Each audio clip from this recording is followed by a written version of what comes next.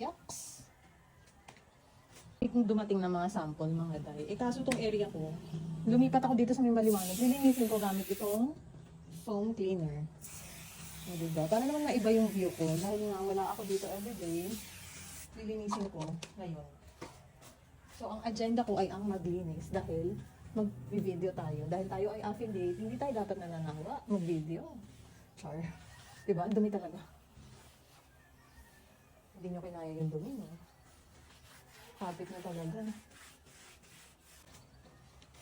Tissue lang. Tinisyo ko lang siya. Medyo kulang ang oras ko ngayon mga nagmamadali ako. Dahil may lakad ako. Diba?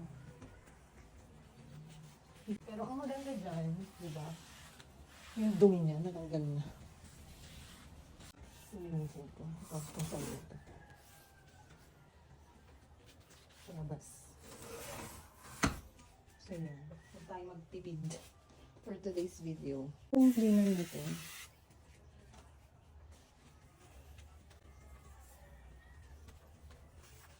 Walang cut yan mga nunga ha. What is what to get? Yun na rin. Ayun na. Ayun na talaga yung best version niya. Hindi ko na kayang abutin yung salamin. Kasi hindi nagagalaw tong left side na part na to eh. So ito lang talaga yung malilinisan. Tsaka yung likod, yun lang talaga. So yun for today's. Bye!